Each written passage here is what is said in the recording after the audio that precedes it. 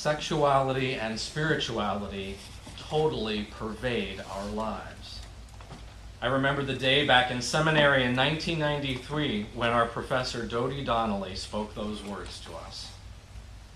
Out of the mouths of other religious leaders, we might expect that this was a complaint about the wicked intrusion of sexuality into the purity of our religious concerns. However, Dodie was not complaining. She was observing that sexuality and, like it, spirituality saturate every corner of our lives because they are innate dimensions of our humanity. This morning, I'd like to explore with you this claim and its repercussions for us as seekers and as a community of justice and care. I want to acknowledge at the outset that raising the topic of sexuality in church may not be a comfortable conversation for everyone.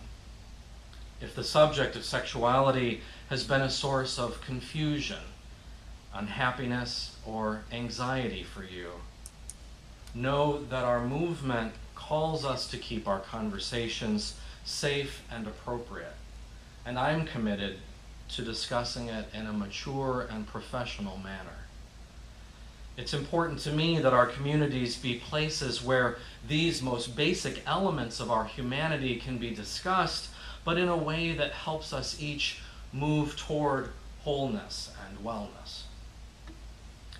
Like my professor Dodie, in using the word sexuality, I'll be talking about something much broader and deeper than the reproductive act itself, which is only one part of a much larger spectrum of sexuality.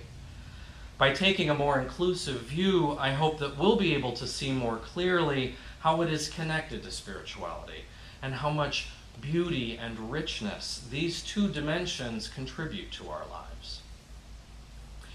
In my doctoral studies about the relationships between religion and science, I've come to appreciate how much Unitarian Universalism has a long history of acknowledging the insights of biology and psychology in our view of human nature, and how, as a result, we've become one of the most body-positive of religious movements. It has long been our tradition to affirm individuals in making responsible, informed decisions about our lives. So it's not surprising that Unitarian Universalism has been extremely progressive about sexuality education. In 1968, wanting to give our youth better information they needed to make responsible sexual decisions, we developed a curriculum called About Your Sexuality. First taught as a pilot program in Madison, the curriculum attracted media attention and generated protests, particularly because it contained explicit images of people engaged in different kinds of sexual activity. It's easy to forget how controversial it was back then to educate teens about these things. But because of its content, the curriculum could not be delivered across state lines without risk of arrest, and had to be hand-carried in secret from congregation to congregation. We'd like to think that our attitudes have come a long way since then, but Americans shouldn't be too hasty in congratulating ourselves. Some of you may remember that just over a decade ago, Unitarian Universalists were back in the news, back in the media spotlight over the same curriculum. Exploiting the nation's ambivalence about sexuality and sex education, the CBS television program Public Eye ran a segment presenting us as the church that forces pornography on its children. Our commitment to teaching sexuality in a safe and age-appropriate way was lost in that sensationalist spin that no responsible, respectable church would want to expose their children to information about sex. This incident reminds me that American society is at the same time obsessed with and shockingly ignorant about sex. A very bad combination if we're looking for mature conversations and healthy, responsible behaviors.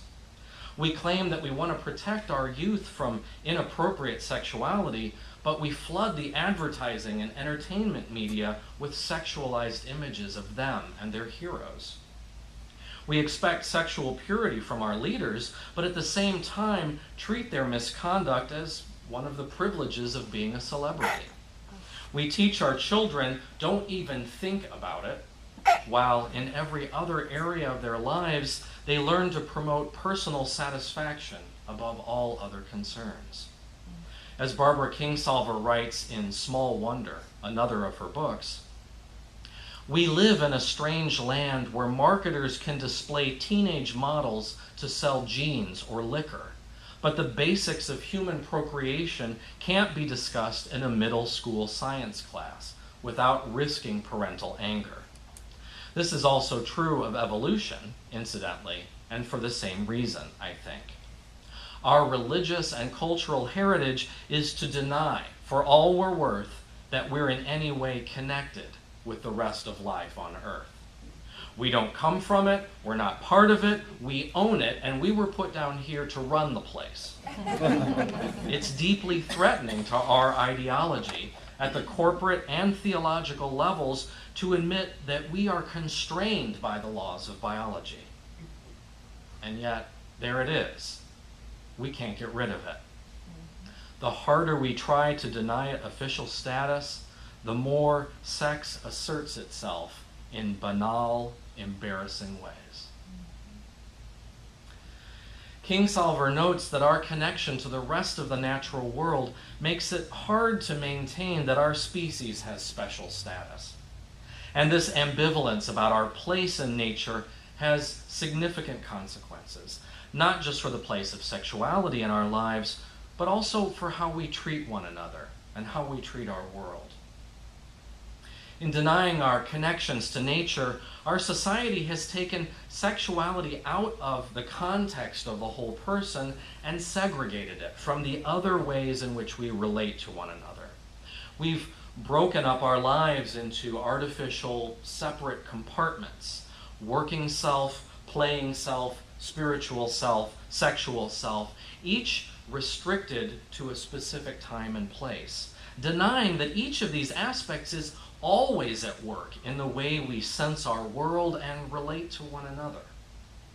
Don't you find, even in the midst of your work, that your mind and body are also thinking about leisure, about spiritual and religious concerns, and yes, about connection and intimacy?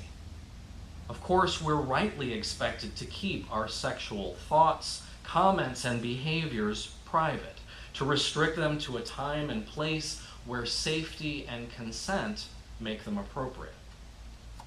However, I think that this compartmentalization also makes it easy for us to misunderstand the presence of sexuality in our lives.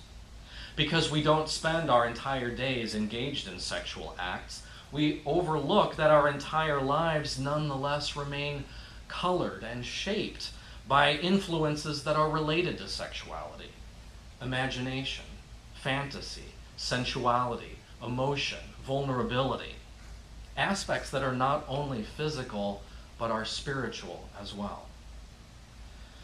One of the most significant ways in which we compartmentalize our humanity is by speaking of the body and the spirit as separate parts of our being.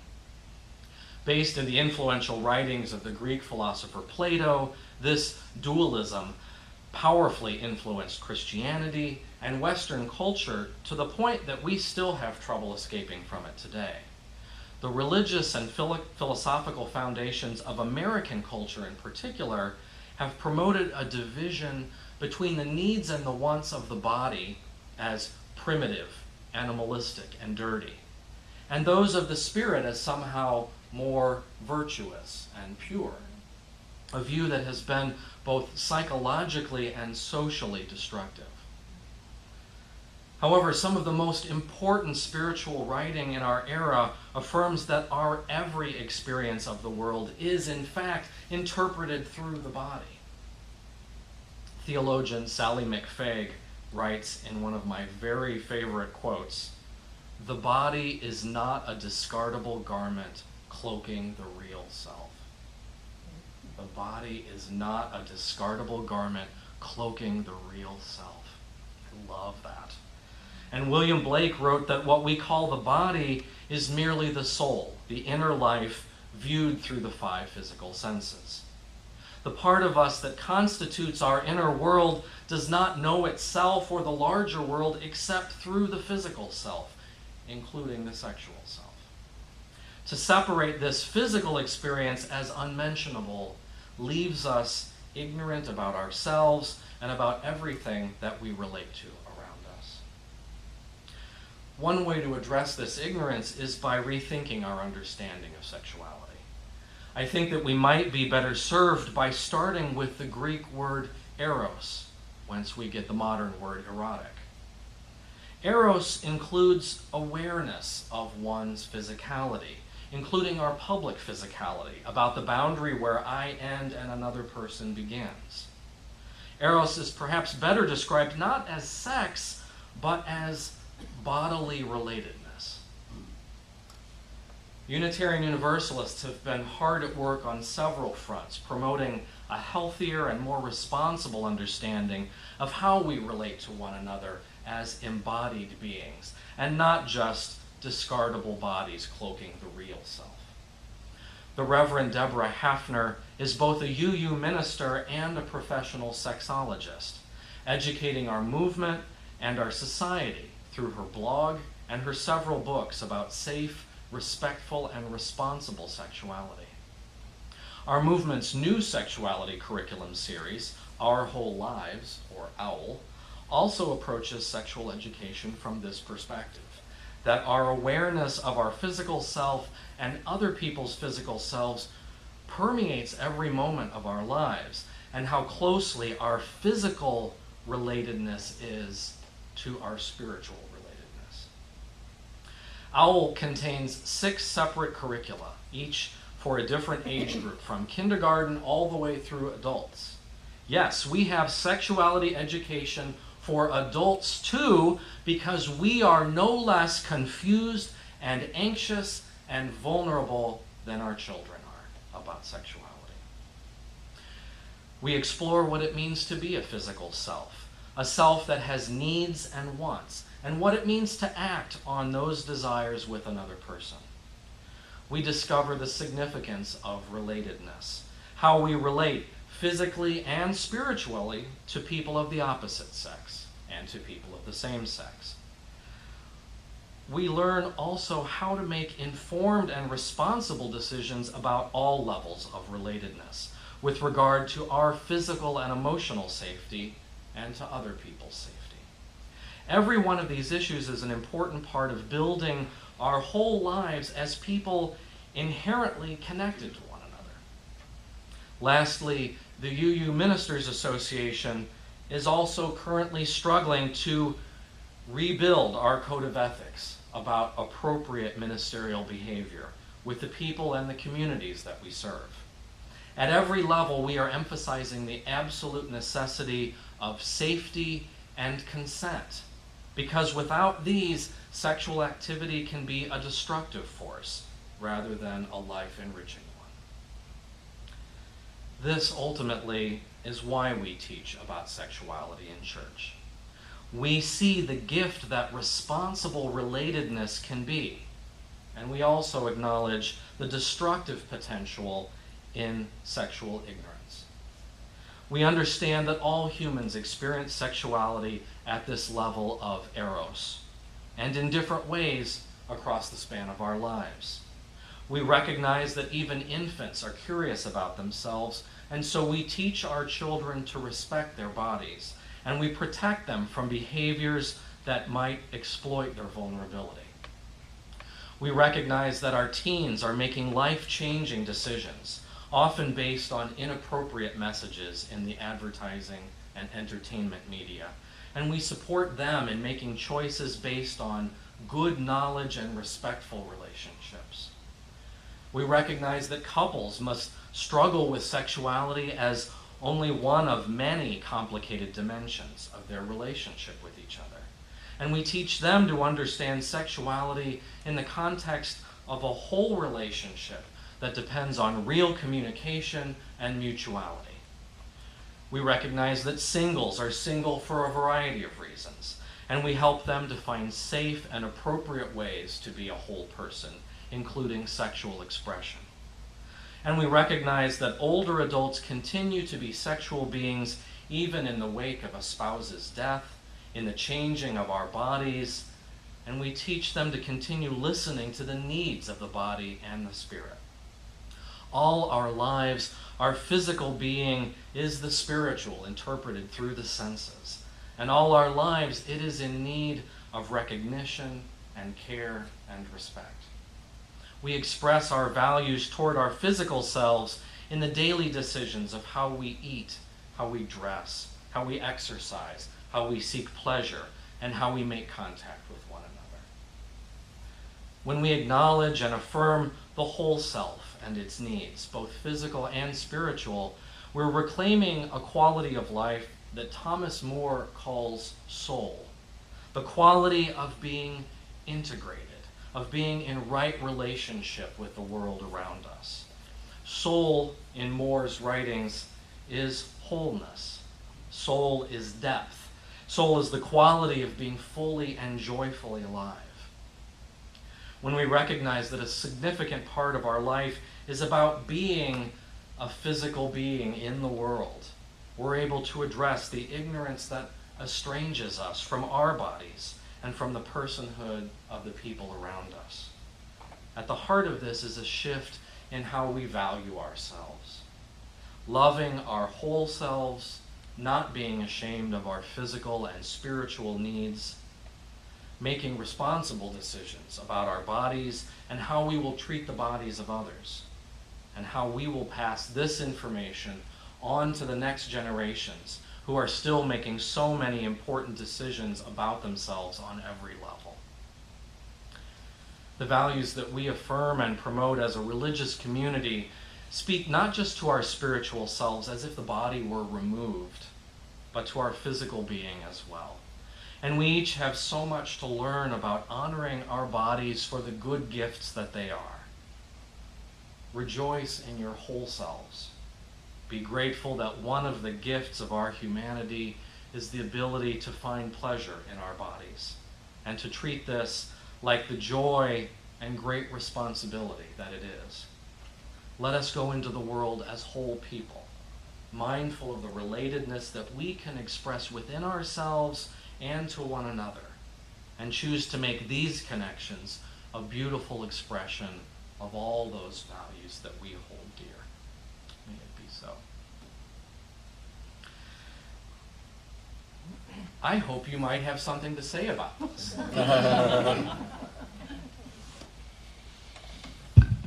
I do always worry that I've talked congregations into submission. And despite the fact that I've preached this sermon many times, for a variety of reasons, I really anguished over it this time and wanted so much not to forget anything or say something stupid that is going to, be a point of anxiety for someone, but I probably did anyway. So. We invite you into this dialogue. We hope that you have comments and questions that you'd like to share with this community. And again, it is a safe and respectful conversation that we create ourselves. Also, I'll be here through the meeting and through coffee hour, and you're very welcome to speak with me one-on-one if that would be more comfortable for you. Who would like a microphone? You get to start us off. Hi.